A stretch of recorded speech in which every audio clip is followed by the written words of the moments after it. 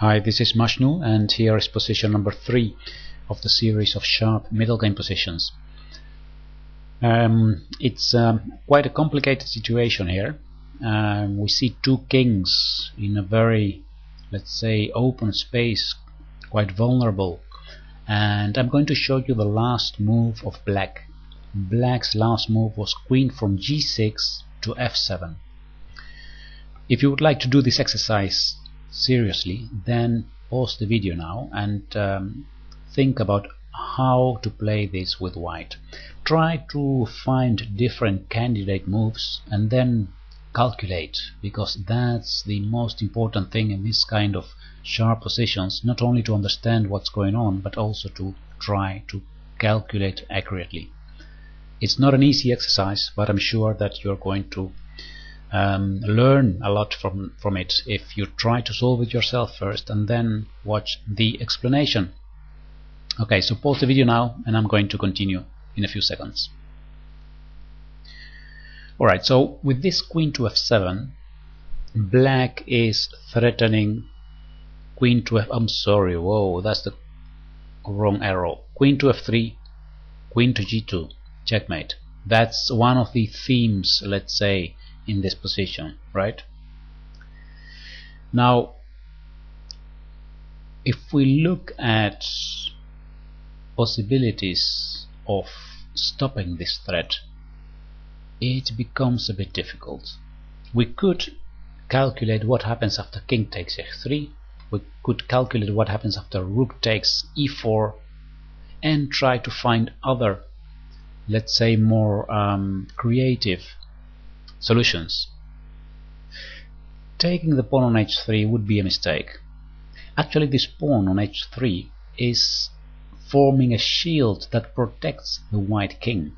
Now that sounds strange because it's a black pawn, but actually this pawn blocks the h file, so there is no queen to h5 check and those kind of things. If we would take this pawn, let me show you the variation. King takes h3, then the queen would enter on f3 with check. If the king goes up to h4, then rook h6 check. This rook cannot be taken because of the knight takes, then bishop f6 is checkmate, so the king would have to go to g5, and now we continue with bishop f6 check. There is no other possibility than taking this bishop. Knight takes f6, and then there is soon a checkmate with queen takes f6, king g4, queen f3 check, king g5, and the next move is rook to h5 checkmate, right? So that means that it's very important for the defense of white to keep this pawn on h3. Another option would be to remove this pawn from e4. So let's have a look. What if rook takes e4? Well, then simply queen f3 again, now with the double threat, queen takes e4 and the threat of checkmate on g2. So this is not a solution. How to solve this problem, this threat of queen to f3? What happened in the game was really very interesting, because it's a kind of move that we could say it's one of the so-called invisible moves. Many times we forget to think about horizontal moves, and the move played in the game was queen from c8 to a8. That's a horizontal move, going actually away from the black king, and this makes it one of these invisible moves. We are used to think in terms of moving forward, moving towards the enemy king, so many times we forget to look at this kind of options. A horizontal move, going away from the action. It looks as if we are going away from the action. In fact, we are placing the queen on this important diagonal towards e4. So if now the queen would go to f3, then we simply can play queen takes e4 check, and after a forced trade of queens we have with white this won endgame with more material. But this is not what happened in the game. In the game, after queen to a8, c8 to a8, black played rook to d5, actually blocking this diagonal towards e4. So again putting alive this queen f3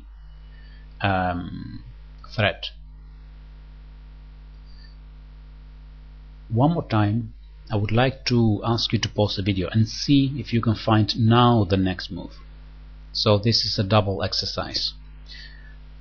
Pause the video. What would you do here with white? Okay, so things are getting difficult now. There are actually two interesting moves. The first one is rook to e7. If we play rook to e7 in this position, we are attacking this queen. If the queen moves, if he takes the rook, then we can take on d5, the opponent's rook. And if he goes to f3, we have rook takes g7, forcing the king to enter into an open space.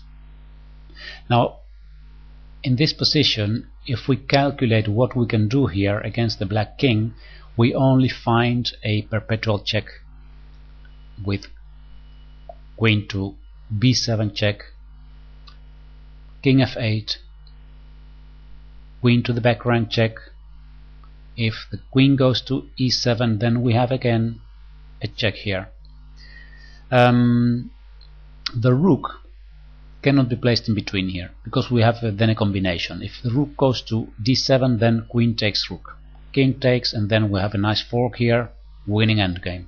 So that means that black is cannot place this rook in between, so he has to move the king again either to the back rank or to forward to, for example, e6, and then we have again a check with the queen. This is a perpetual check. There is no way to escape from this check. Also here, if the rook comes in between, we have still an option to give a check on a c8 or a check on e8. Well, anyway, let's return to the moment, because that's one option, rook to e7, right? The other option is what was played in the game, and that's really a very nice move, rook to f8. With rook to f8, actually we are taking care of the square f3, because queen to f3 is impossible now. Yes, f8 can be taken. It can be taken by the bishop, and it also can be taken by the queen. But what happens if bishop takes f8, which is, let's say, the most natural move here? Then again we have this theme of the knight's fork on this time f6. So queen takes d5, queen takes queen, and then knight f6 check, regaining the queen and having again a won endgame. Now if queen takes f8, then again queen takes d5, very simple, and we have made things more easy now.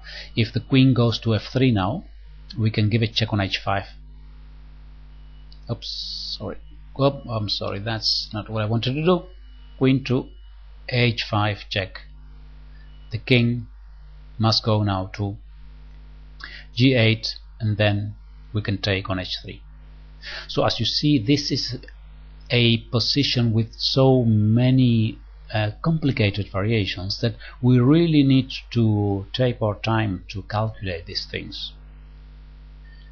The white player, when he played a rook to f8, he must have calculated, of course, the consequences of taking this rook. Black in the game played queen to e6, and in fact things started calming down now, because white could play rook to f4, so there is no danger on f3, no danger on g4, so everything is more settled. And I'll show you how the game continued with bishop to e5 attacking the rook. This bishop was exchanged, and after this queen to b7 check, king h6, queen takes b6 check. So the material advantage was increased, and as you can see now with this rook on f4 we have a very well defended king, so there is no danger. The black king went to g5, queen to b7, rook to d2 attacking f2, threatening to take on f2 because the rook on f4 is pinned. So now white played king takes h3, I'm sorry. The rook went to d6, wanted to go to h6, but then queen takes e4, the last pawn of black disappeared, and after a few more moves that went like this, black had to resign, because here the trade of queens is forced and the endgame here is totally won for white, so here black resigned. Now, as you have noticed, this series of sharp middle game positions have a lot to do with creative thinking, with looking first at the most natural and logical moves and then going a bit further and looking for more creative moves. And two examples of creative moves are the first one, queen to a8 with the idea of attacking e4, and the other moment is here the move rook to f8 with this nice theme of this fork on f6.